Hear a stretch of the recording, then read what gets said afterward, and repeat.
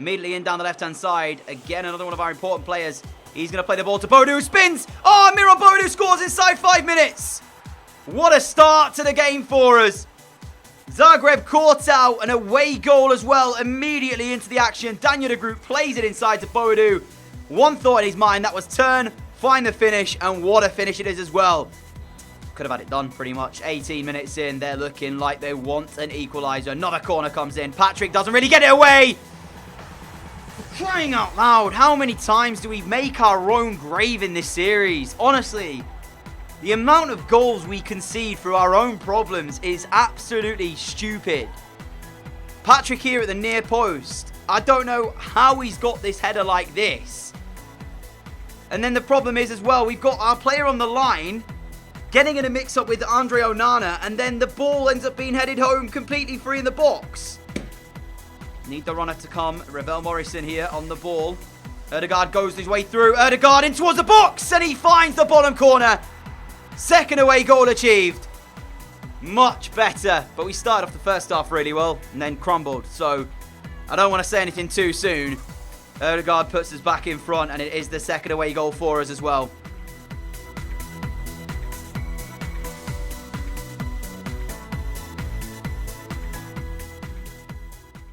Hello everybody, and welcome back to another episode of Career Mode, and welcome to episode 3 now of season 3 in the series. Last episode, we bettered Dynamo Zagreb over 2 legs, which meant we got ourselves into the Champions League, and you may have seen the draw. If you haven't done, I'm about to spoil it, but today we have our first Champions League group stage game, and if you have not seen this group, it is insane. Let me just say that.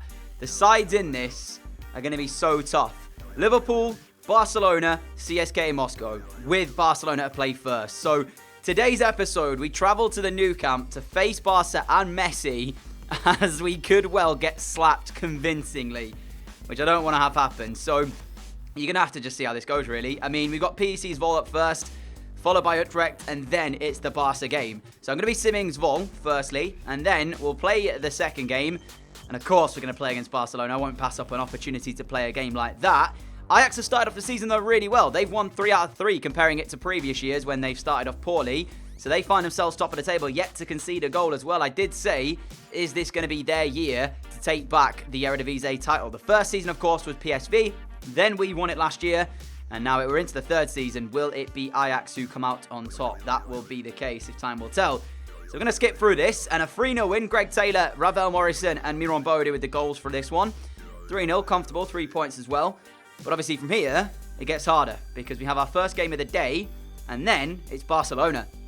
So we are in deadline day at the moment as well, and El Jebli has gone to West Bromwich Albion. He had a release clause in his contract for 1.3 million. They activated it. I let it go ahead.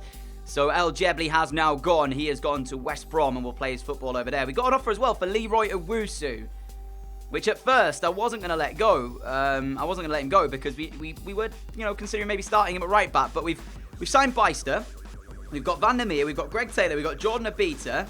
So we do have cover now. I think I'm actually going to accept this. I'm actually going to let Leroy Owusu go. So if he does agree terms with Augsburg, that'll be another £2 million to the transfer budget. And there's still a bit of time to work with. Ajax in need of a new number 1 after we took Onana off them. And they want Sherpin. I'm going to reject that. That's the second bid I've actually rejected for Sherpin in this window of monetary value. Obviously, we've got a loan offer as well from Metz, but I need him for backup in case of anything happening to Andre Onana, so I don't want to let him go and then has run the risk of not having a goalkeeper. So it looks like Owusu has gone. He's left the club. Another one, Patrick, now wanted by Southampton. A lot of players wanted by various clubs around the world. I'm not going to be letting Patrick go for a measly £9.8 million. That's just a joke. And we get another offer here as well for Peters, 640k. Danny Peters, is he transfer listed? Yeah, he is. So we're going to accept that. He looks all right, but I think in terms of what we've got already, he's going to not play anytime soon. So Owusu leaving does mean we've got about £10 million left. I'm going to have to switch some out for wages. But we could actually make another signing happen. So I'm going to take a little look around and see if I can find somebody that takes my eye and then potentially bring them in. So I had a little look around and I couldn't really find like somebody of major caliber that I wanted to bring to the club. So instead, I'm going to make a move for Jesse Fossier, a French left midfielder playing for Mainz, I think. £7 million is the deal on the table, which they have accepted. So with a few hours left in deadline day, we're going to offer him a contract and try and bring him over to the team. My plan is to try and retrain him and sort of mould him more as a central attacking midfielder to take over from Ravel Morrison rather than a winger. He's pretty quick, but I think if I train him, we should be able to mould ourselves a really good central attacking midfielder. He wants important first team. In fact, let me give the contract and I'll be back in a second. All right, contract is done and he joins the club. I will, of course, change around his appearance slightly so that we can give him some actual boots and not the game generate one. Signed a top player, it says. He's 3-star, 3-star. Like I said, not really the best player right now, but with a bit of training should be okay. 83 acceleration, 91 sprint speed, good stamina as well. Strength is okay if we improve his vision slightly. And then this is where, of course, we need to improve a little bit more. But ball control for a cam is good. Long passing is all right. We just need to improve his passing ability, his vision and that kind of thing, and maybe some long shots as well. And he should be a good or decent central attacking midfielder. From France, like I said, can play left mid, left wing, 5'9", 3-star, 3-star, not too bad. And he is our final transfer this window. 1 hour to go in the transfer window as we skip through it then. And we end off deadline day of the summer window. As you can see, it's gone very, very well for us. We've brought in a few really good players, some talent for the future. Let's take a quick look at our overall then, how we did. I showed you this last episode, but Mans came in. Martins Alves is here. Baluta is here. Beister as well. Bardini Panera, who we believe to be the regen of Thiago Silva, is here. Eric Bakker left the club, but Hui went. Zardes went. Arf went. Onana came in for a club record fee. Huntelaar left the club. Bergzorg left. Lovren 6 went. Nyland as well. And then after that, it was a few game-generated players in the window. As you can see, this young man going to Excelsior. Greg Taylor joining us on loan. One of our backup goalkeepers who we signed for free went for 270,000. Fabra and Mores came in. One of the players I'm really excited about as well is this guy showing great potential, I believe. We are looking at the next Riera Canadell here. If we continue on, Freeman left the club. Jacobs went out on loan. El Jebli to West Brom. And of course, the final deal just before, the penultimate deal just before that. Fossier joined the club for 7 million. And of course, Owusu left for 2.4. So a lot of outgoings, a lot of incomings as well. And our side is now locked in for this season. And I'm quite happy with it.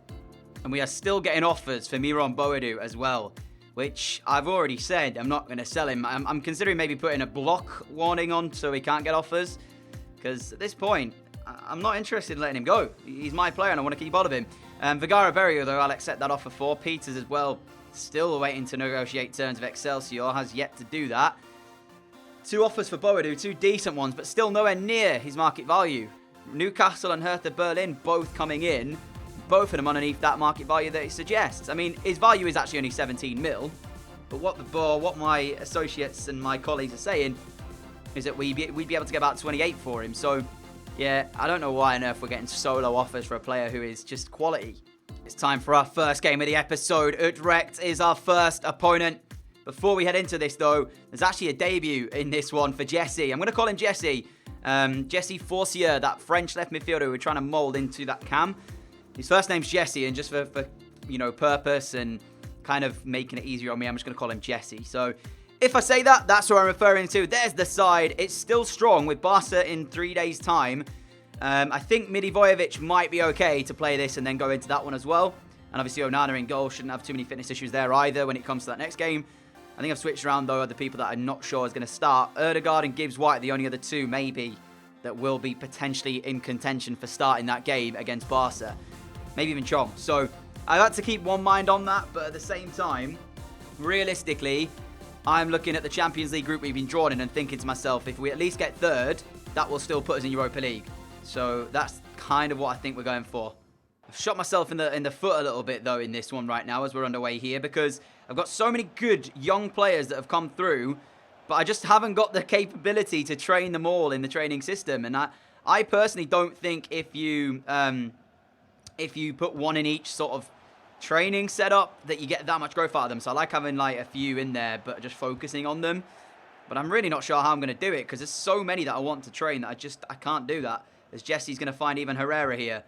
Herrera trying to find Chong, and it's quite lucky the ball's gone through to him though, and Chong is away from his man. Chong with the first effort of the game. It's palmed back out straight into the path of, is it Erdegaard? I think it is, and we take the lead after 9 minutes. Not the most convincing goal in the world, but it is the goal anyway. Happy with that, because tell you what, I thought we might struggle here going forward, just because of the fact that I know he's still a decent front three. Obviously, Jesse on the left, even Herrera and Chong.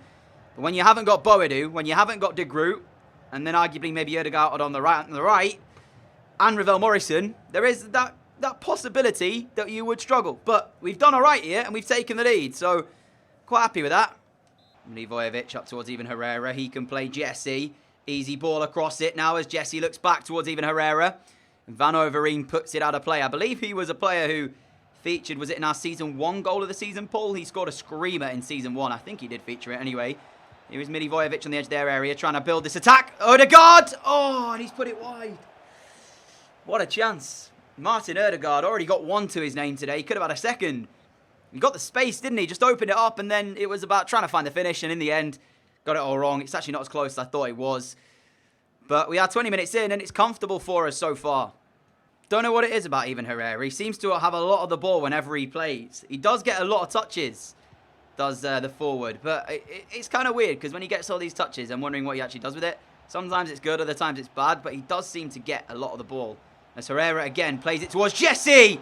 For the first time has his shot, which is saved. But Chong with the rebound. And we are 2 to the good. Just as I was saying, Herrera seems to get the ball a lot in the games he plays. I mean, I don't know why it is. It just seems drawn to him. Lovely through ball. Jesse's shot did actually very well with this shot there because it wasn't an easy one. He just looked for the keeper to save it and he palms it back out. And there's Chong on hand to make it 2-0. It's been comfortable so far in the opening half hour.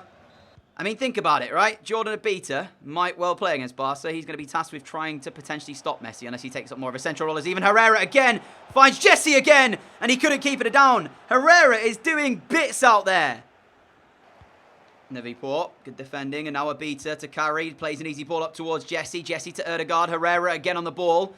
Been at the heart of everything for us so far in this first half as Gibbs White finds the ball back towards him, and Herrera deserves one, but he's not going to get it. Even Herrera, he's been at the heart of everything that's been Der Graafschap so far. And he wasn't too far away with that one, to be fair to the guy. But he just needs to get him behind one-on-one, and I think he'll grab his goal. Has he even scored for us yet? I can't actually remember. I know he played a few times last season, and he had some good games in the Cup and such. Can't remember if he scored a goal for us yet, though. Ødegaard to Jesse, and Jesse's in behind here, looking for his first goal for the club. And I tell you what, in terms of debuts, you can't really have a better one than this. He is doing bits. I still think man of the match has to go to even Herrera, who's had a very, very good game here. But Jesse has given himself a lot of plaudits today. On that left-hand side, maybe I don't need to mould him as a central attacking midfielder because he seems to be quite the winger as well. I'm not going to bring off Ødegaard for Ravel Morrison because I do want Ravel Morrison for the Barca game. So we're going to leave that. In fact, I don't think I'm going to make any changes. I'm just going to try and preserve the energy in the team by just keeping hold of the ball from now on. Nicely done by Chong. Now Van der Meer to Milivojevic to Gibbs White. Gibbs White round the corner to Ødegaard. Ødegaard's in for number 3, number 4 even. I'm getting my numbers all wrong and somehow it's not number 4. That should have been Milivojevic's corner. Going to be the final contribution for the game here, it looks like. And the referee surely will end this one off as we smash it back in with Ødegaard to an offside Chong. Keeper comes out and punches. And there we go then. 3-0 victors. But as we know, this is one of the games that we've kind of thought we were going to win. And now it's time for Barcelona. Jeez, this, I would 150 million% take a draw. Look at those match facts, by the way. Battered them. I 150 million% take a draw here. So we've got to try our hardest to do that, but it's going to be so tough. Here we go. It is time for the biggest game in our history. Could you say biggest game in the history? I mean, we played in a cup final, didn't we? We won that against PSV. We won the Eredivisie. All right, the toughest game, I would say, in our history. It's Barcelona, away at the Nou Camp. I'm just awaiting to see if there's going to be Messi in their team. For us, though, this is our lineup. Onana, Taylor, Straumann, Bardini, Panera, and Beister. Milivojevic captains the side with Patrick alongside him. Obviously, Ravel Morrison just in front of those two. Daniel De Groot, Miron Boadu, and Chong as our front three. We've gone with a strong team. I'm hoping the boys give as much as they can and come off the pitch at the end of it with us feeling proud of their performance. but we'll see. I'm not sure if I can show you the starting 11 for Barca straight up, or if I'll have to do it in the menu with obviously the theme song and such, the Champions League, copyrighted. So I'll check it out in game and see what happens. Champions League theme song over and done with, and the two teams shake hands, and I have seen a few of recognisable faces in the Barca lineup. Milinkovic-Savic, I saw Messi's captain in the team. He's already been and shut the hands of our players. And you know what? As much as I want to say that they're going to be a really tough outfit to crack, if we give it everything we've got, I think we'll actually give them a really tough game here. That's their starting 11. On the bench, Jesse Lingard, Malcolm, Lenglet, Alba Ruiz if they want to bring them on. Obviously, their starting 11, though, involves that right there. Their midfield three, Milinkovic-Savic, Gomez and Artur. And, of course, Messi, who starts up front and will be marked by Straumann and Bardini-Panera. Yep, Bardini-Panera and Straumann have the job of stopping Lionel Messi, who's going to drop into all pockets of space, as we know. And he's going to pick up the ball and make things happen. The question is, I don't believe we'll stop Barcelona scoring. I think they're going to score. Can we put them against it, though, and score against them? That's the question. If we can grab a goal ourselves, we're in this game. But I think it's going to be a really tough ass stopping them, isn't it, tonight? But we're off and running anyway. Let's see how it goes. Patrick towards Chong. Hang on a minute, because this start is so good from us so far. And I tell you what, if we could actually find the crosses here, we'd be in with it. Morrison puts another one in. This time it's headed out. Problem is, how long is this going to last for? Because, yeah, we can keep possession as much as we want. We know Barcelona will eventually craft the chances. Greg Taylor finds Ravel Morrison. Look at Patrick. No! Oh, what a save. Not from the keeper. I mean, a save as in that. Whoever put their foot in there just surely stopped Patrick from getting in behind. And for some reason, I'm sure I've just seen that Patrick has a bit of a knock or something. Because you can see, he's got an injury thing next to him as Chong's in. Why did he head it? I wanted him to volley it first time. Not head it. I should have let it drop onto his foot and then volley it. But maybe I pressed it too early. But Patrick has picked up a knock, which is not ideal for us. So far, though, enjoying a bit of possession here.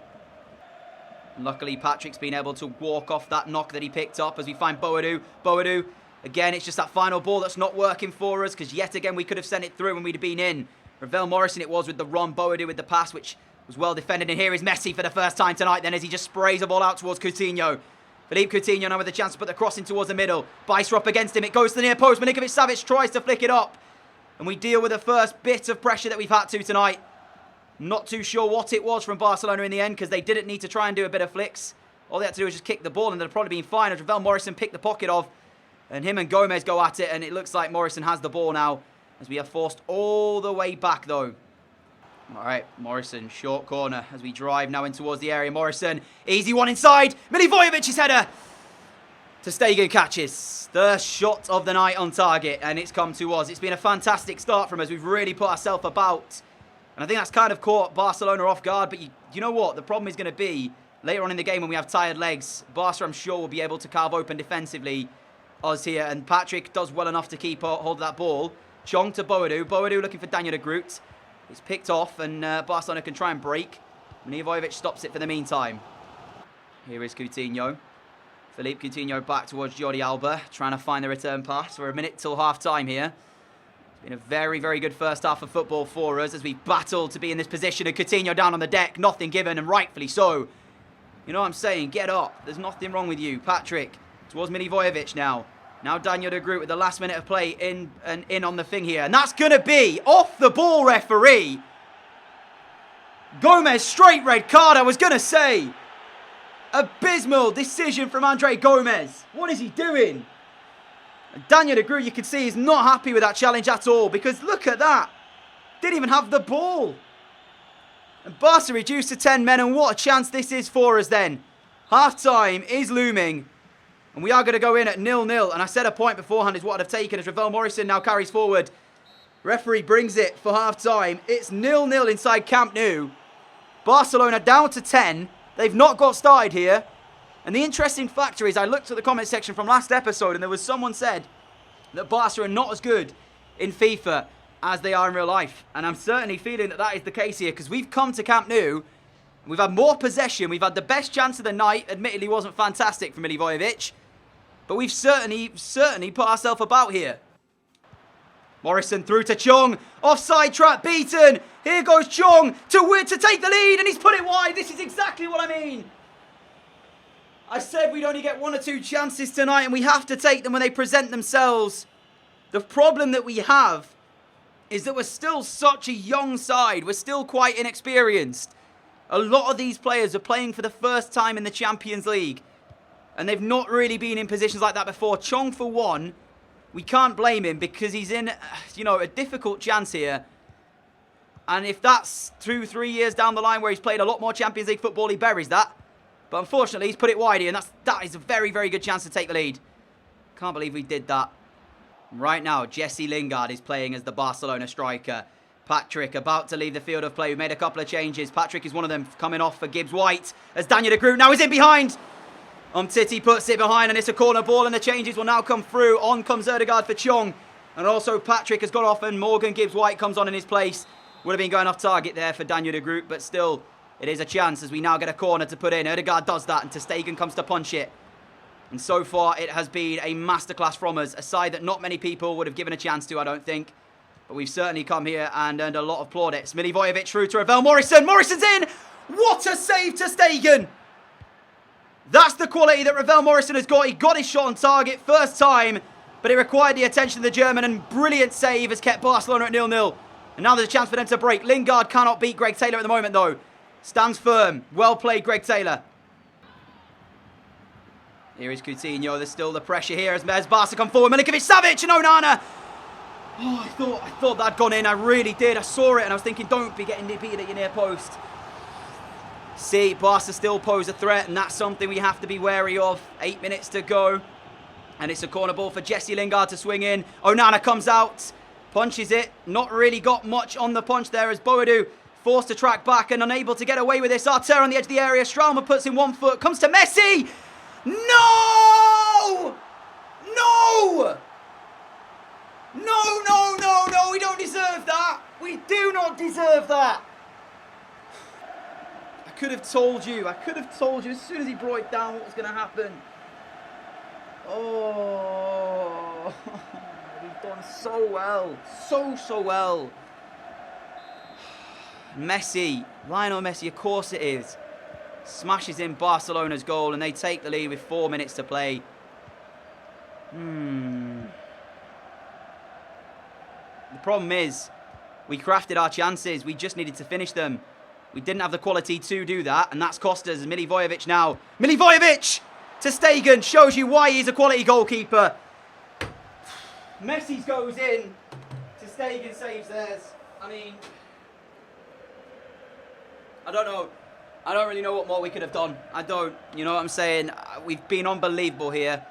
Couldn't be happy with the way the boys have played. But the fact of the matter is, Barca with 10 men are going to get the win here, and we're going to go away empty-handed, even as how we've played. And it hurts the most because we've had chances. We have had chances to do this and win this game, or even get a draw, and we've come away with absolutely squat. Barcelona 1, the Graafschap 0, Messi's goal the difference. We can take positives out of the game. And before kickoff, I'd have said that this isn't a bad result, but 10 men. 10 men, 2 really good opportunities. Ter Stegen with 2 really good saves. That's what happens, man. When you've got a player of his quality, he wins your games. He wins your games when you're not played well, and that's what's happened for Barcelona. They played pretty badly there. We certainly took the game to them, and we were the better side, and we've come away with nothing. Oh, I can't believe it. Can't believe it.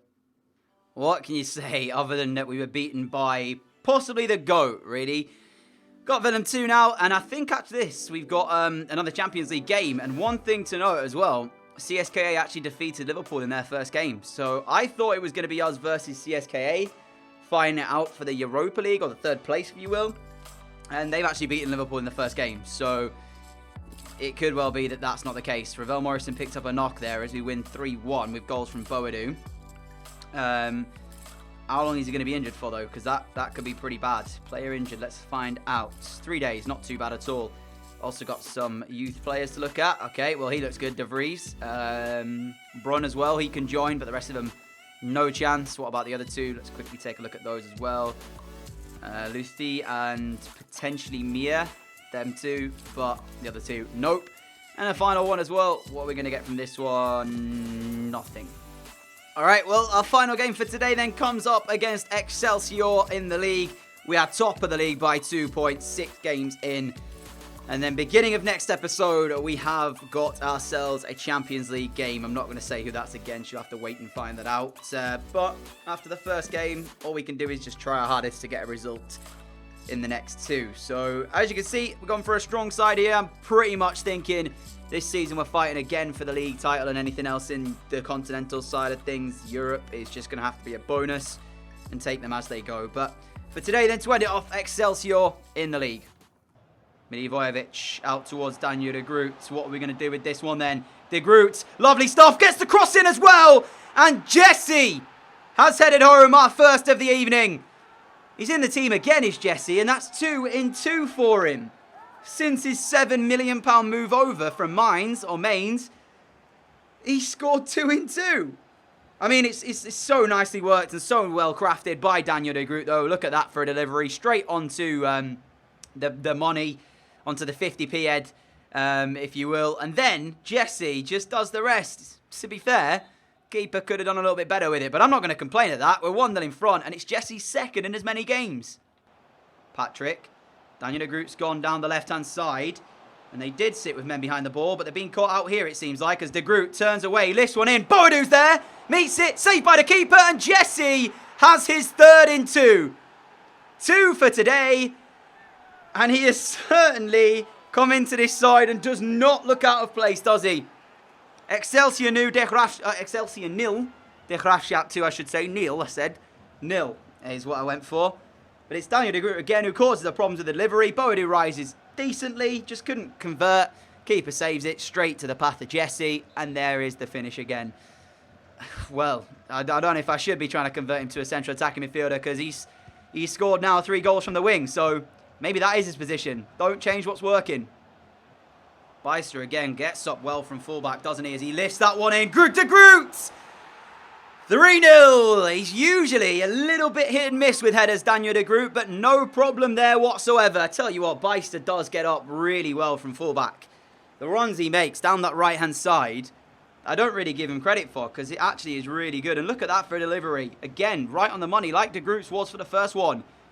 We could have scored. In fact, we have. We have scored from pretty much 3 crosses today, which, from the wide areas, shows we've got that to add to our game, as well as being able to break them down through the middle. So, you know, we're doing bits so far. If only we could transition this into the European football, that would be a really good case. Oh, well, we've got a chance here for Boadoo to go one-on-one with his defender. Got 3 changes waiting to come on. They've been waiting to come on for the last few minutes as Daniel de Groot drags it wide of the corner. The change will now happen. The 3 substitutes, and Daniel de Groot is actually one of the players going off. So that is his final contribution. He should have scored. 110% should have scored. But the changes have come through, and that's with one mind on the next game in the Champions League. So that's why I've made them. I think the job's pretty much done here, though. 3-0 up. Even Herrera comes on. Can he grab himself a goal with 10 minutes to go? But that's going to do it for today's episode, and it looks like that will be all she wrote. 3-0, 3 points, 2 wins, and that defeat to Barcelona with a couple of sim game wins in as well. Pretty happy with the way things have gone in the league. Just slightly disappointed we couldn't get anything out of that Barcelona game when they had 10 men, but that's the way it goes sometimes. And for us, though, our journey will continue in the next episode when we take on CSKA Moscow at home. I think that game is, so we will have the home advantage for that one. And obviously for the league as well, it still remains us at the top of the table. So we are still doing well in the league. Just got to try and transition it into continental football, and there is confirmation that we still sit top of the Eredivisie. Ajax lost 2 since the time that I said, is this going to be their year? So possibly not. Possibly not. But if you have enjoyed today's episode, a like would be greatly appreciated. As always, a massive thank you for all of your support as well. Really appreciate that. If you are new around here, like what you see, hit that subscribe button down below. And I will see you all again very soon with another video. Catch you all then. Adios.